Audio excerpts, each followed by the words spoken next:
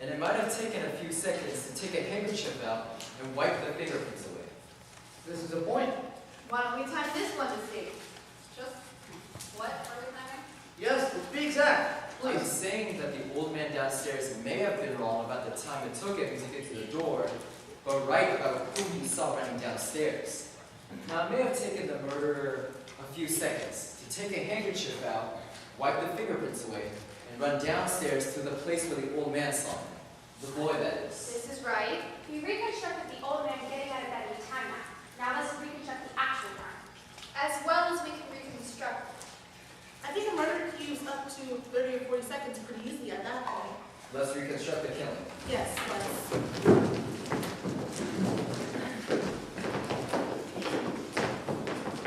Here. Why don't you do the stabbing? No, I'll do it.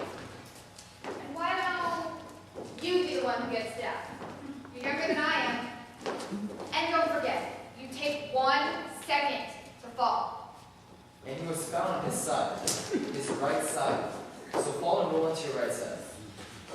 If someone hates another person enough to kill them, don't you think that it's reasonable to suppose that the murderer would look at his victim for a second or two? Divorce yourself from this particular case. Just human nature. Yes, it seems reasonable. Hey, wait a minute. The father falls and lands on his right side, but a stabbing isn't like a shooting, even when it's directly in the heart. He wouldn't have just laid there on the floor. He would have moved around a little bit. Writhing, maybe? That's quite possible.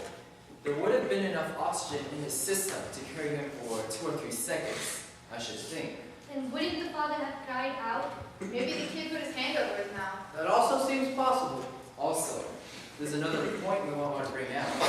Anyone who is clear enough to mentally wipe the fingerprints away after murdering someone, well, that person is also clear enough mentally to look around the apartment, or the room in this case, to see if there are any other clues. It would just be for a second or two, I should think. But still, he would look around. This just gets better and better. We're trying to make it clear here. One doesn't talk about quality when murder is involved. Well, let's do it. Wait, about this on the fingerprints. The boy wiped the fingerprints off the knife. Well, what about the doorknob? If I saw a man come into my apartment, and a man that hated me, and he was wiping the doorknob with a handkerchief as he came in, it would give me an uneasy feeling. So the doorknob must have been wiped after the killing, and this too would be a feeling. You time the last one. Why don't you time this one too? All right. Stamp your foot when you want me to start. I'm waiting for the hand to get to the 60. I'm going to kill you.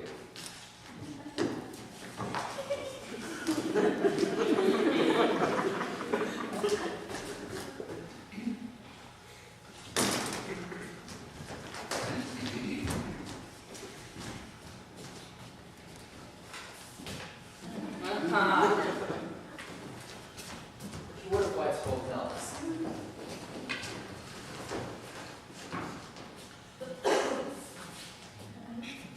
Stop. 20 minutes. About 29 and a half seconds, I'd say. And whoever did murder the old man, and I think it was the boy, he still had to run down the stairs and down the hall. At least one flight of stairs. You see? You see? The old man downstairs may have been wrong about the time, but in view of this, I think it's quite reasonable to assume that he did see the kid run downstairs. So now both time sequences check. The one we did and the one you did. Well, with running down the stairs and everything, it does pretty much check out on times. Sure, the old man wanted attention. She's probably right. The old man felt the same way everyone else does. A life is at stake. You are now forgetting a crucial point, though. On the stand, the old man absolutely swore under oath that it only took him 15 seconds. We all seem to agree that it was 25 to 40 seconds later. You are now admitting that the old man lied in one part, yet told the truth in another. Though I agree this tends to confirm the story of the old man, in part, he is now a proven liar. And this is by your own admission. This may be true that the old man lies in part, but I think I'm going to change my vote from once more. Guilty. And what about you? What do you think now? Well, at first I thought he was guilty, and then I changed my mind, but now I'm changing it back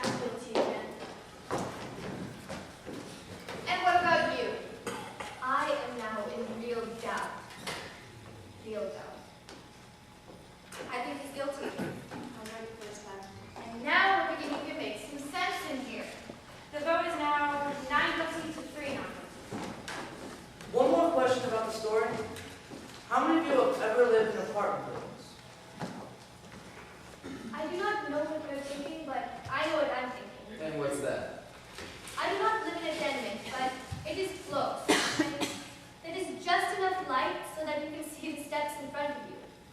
The light bulbs are so small. Don't you remember how we tripped upon the steps? The police officers used big bulbs, and one even had a flashlight.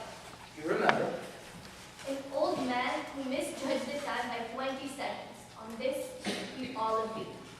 He looked down the dark hallway of a tenement and recognized a running figure. He was 100% wrong about the time. It took twice as long as he thought. Then could he not have also been 100% wrong about whom he saw? That's the most idiotic thing I've ever heard. You're making this up out of thin air. We're a hung jury, let's be honest about it. Do you truly feel that there is no room for reasonable doubt? Why? Yes, I do. I beg your pardon, but maybe you don't understand the term reasonable doubt? What do you mean I don't understand it? Who are you to talk to me like that? How do you like this woman? She comes over here, running for her life, and before she can take a big breath, she's telling us how to run the show. The arrogance of her. No one is asking where anyone came from, I was born right here. or where your father came from. Maybe it wouldn't hurt us to take a few tips from those who came running here. Maybe they've learned something we haven't.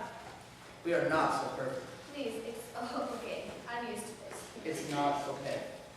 Okay, I apologize. Is that what you want? Yes, that's what I want. All right, let's stop the arguing. Who's got something constructive to say? Well, there's been something that's been bothering me, you know. This whole business about the stab wound and how it was made. The downward angle of it, you know. Don't tell me you're going to start with that again. They went over and over in court. I know they did, but I don't go along with it. Listen, the boy's 5 feet 8 inches tall. His father is 6 feet 2 inches tall. That's a difference of about 6 inches. It's a very awkward thing to step downward into the chest of someone who's half a foot taller than you are. All right. You're not going to be satisfied until you've seen it again. So, I'm going to give you a demonstration. Somebody get up.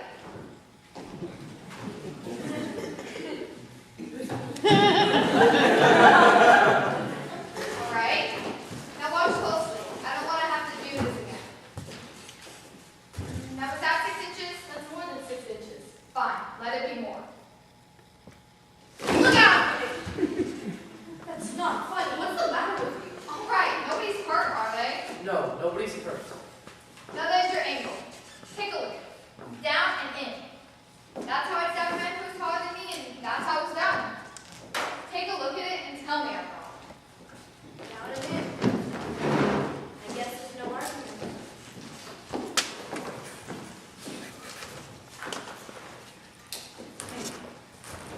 Have you ever stabbed a man?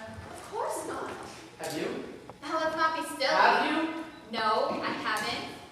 Then where do you get all your information about how it's done? What do you mean? It's just common sense. Have you ever seen a man stabbed? No. Then let me ask you this. The boy was an experienced knife fighter. He was even sent to reform school for knifing someone. Isn't that so? That's right. Take a look. Doesn't that seem like an awkward way to handle a switch knife?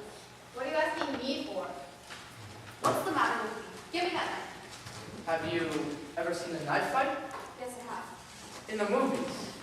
In my backyard, on my stoop in the vacant lot across the street. Too many of them.